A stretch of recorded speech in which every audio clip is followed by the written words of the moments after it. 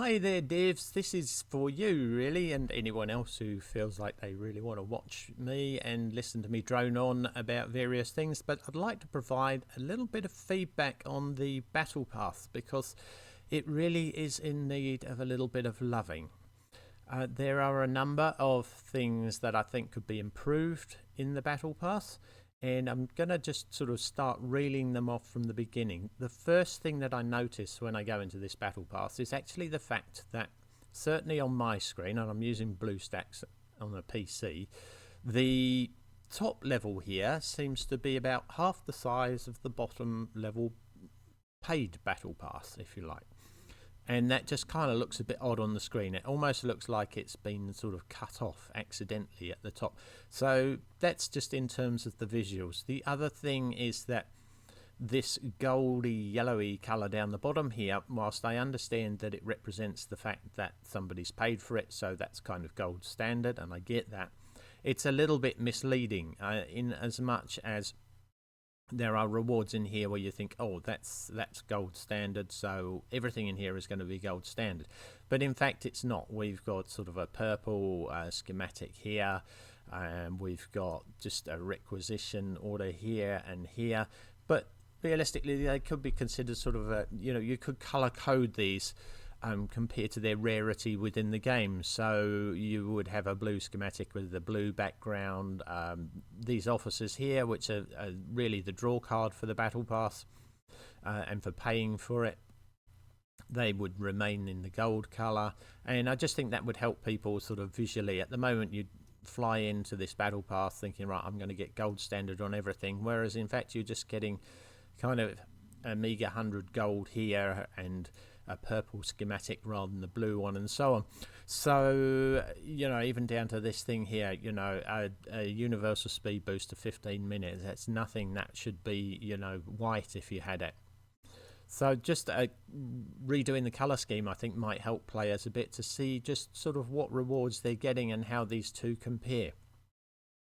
The next thing I want to talk about is the rewards themselves. Now, if you're a free pass owner, you're really not getting too much out of this. If you want your free and low spin players that don't buy the battle pass to actually start buying this, I think you could probably top these rewards up a little bit. Throw in some purple schematics here and there. Certainly make sure these officers are blue ones rather than green ones. That would just help get your players engaged. At least with the blue ones, they could then enhance them and use them well, and that will keep people playing. At this point in time, they may as well not even bother with the picking up the free battle pass items and doing the challenges, and the reason why I'll come on to shortly.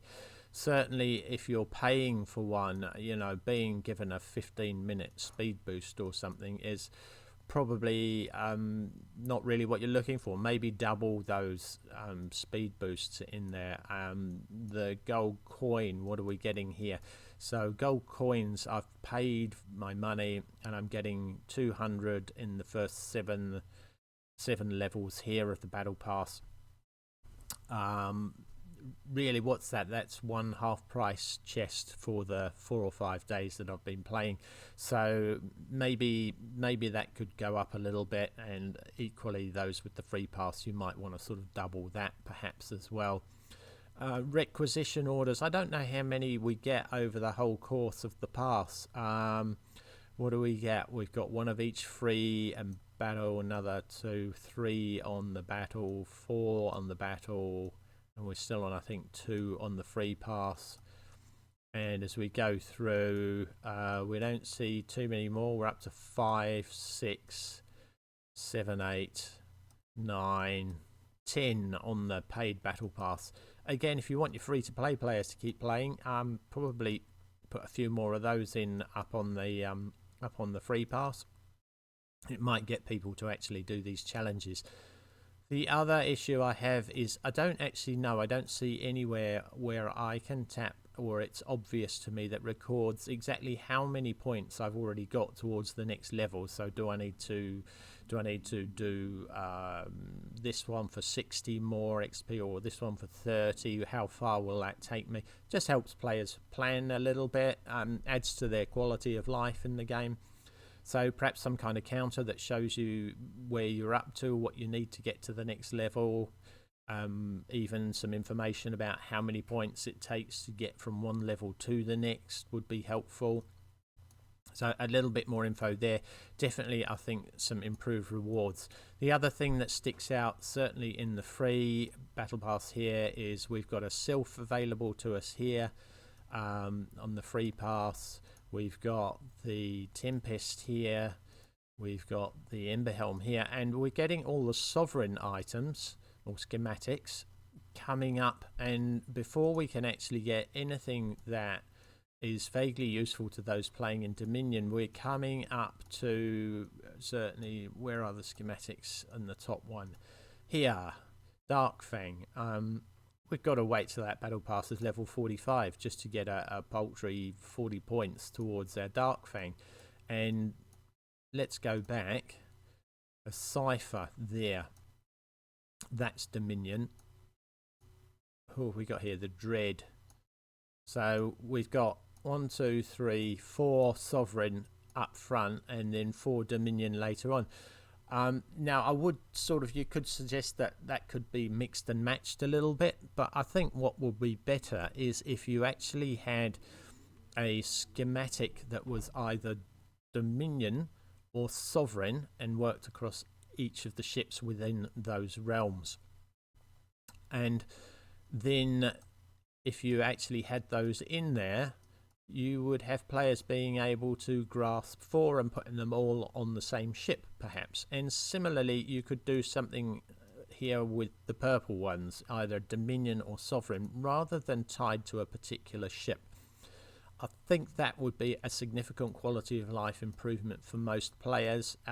It's not something that's really going to hit your revenue streams too much, and in fact it may improve them if you actually make this battle pass a little bit more worthwhile, and if it's just, you know, a teensy bit better thought out. Now, the next thing we need to talk about is these challenges here, weekly challenges. We've got come up straight away. We've been in the game 2 or 3 days before this reset. Defeat 10 enemy patrols.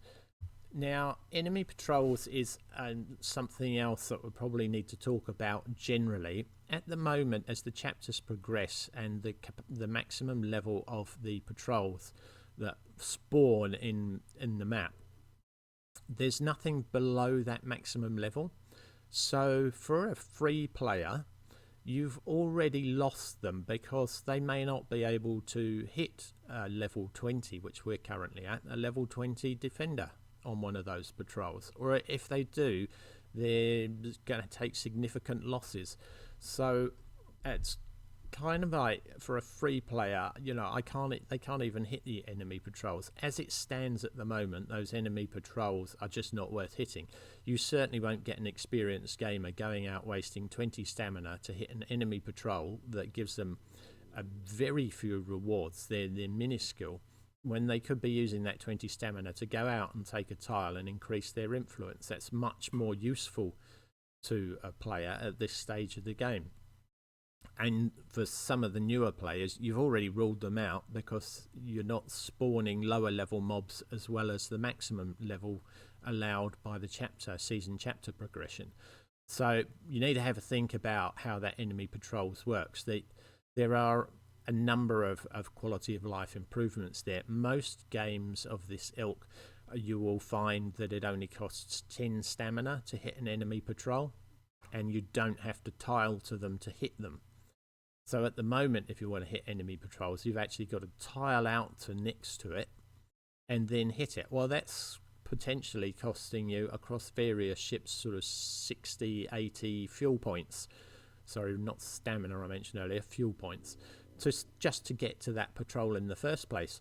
And that's a little crazy. So what I'm suggesting is that you make it so that you don't have to tile next to an enemy patrol to be able to hit it.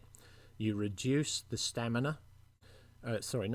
fuel requirement to hit that enemy patrol, and that you also, when they are respawning, you have a selection of patrols spawning up to the maximum level rather than just the maximum level. At the moment, we're covered with level 20s, and realistically, no, the only reason anyone ought to be hitting them is just to try and complete this challenge. And frankly, I'll suck it up at some point in the future and do that. I've got 8 ships available to me, so that's fine. I can sort of do that, maybe 2 a day or something. For a lower spend player or a free-to-play player, they're probably playing with 3 or 4 ships. They can't afford to go and do that. So you're disengaging people with the current mechanic. The next one is this war games for 100 minutes. Apart from the fact that this currently says 0 of 6,000, and I know this has been reported as a bug via the Discord, or at least I hope it has been. Certainly the mods there are across it. 0 of 6,000. Well, that's a little bit weird, to be quite frank. Is that 6,000 seconds, 6,000 minutes, whatever? I'm assuming that's kind of 6,000 seconds. But if we're doing it for in minutes, then sure, put it up in minutes, because certainly when this one goes up, that is scored in minutes, not seconds. So there's that little bug there to sort out.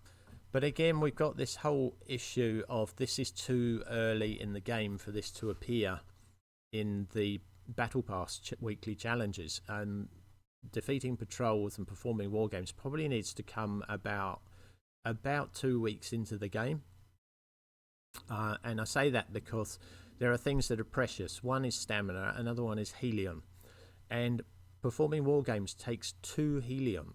Right now, an experienced player is only spending their helium on mining and trying to get their buildings up.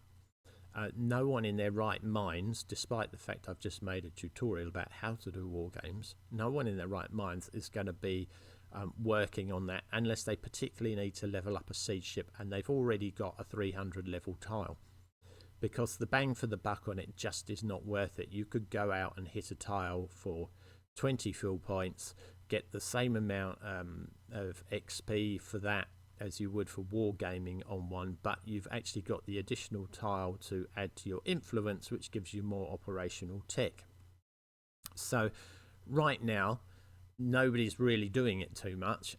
I think those two should come a couple of weeks in and probably be replaced with things like spending a certain amount of titanium in fabricating buildings, increase like the volume of strike craft that you've put together.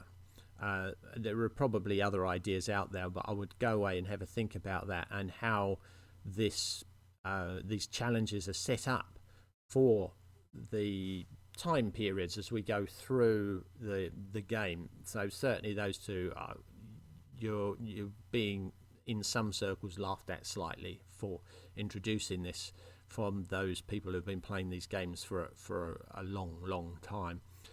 So that's just something to iron out. I'm thoroughly loving the game as it is, and this feedback is all given with the best of intentions that might help probably jolt off a few more ideas as to how you could change things. So thank you very much for what you've done. I've just had my war games complete, and we can see now that we've got up in this before war games for 100 minutes. I've done 30 minutes of 6,000. I'm sure that's just a visual error. So anyway, it was fortunate that happened before I finished recording.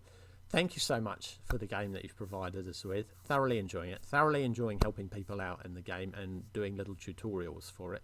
But I think perhaps a little bit of tender loving care towards this battle pass would buy you dividends with the player base, and hopefully it would improve the revenue. Thank you.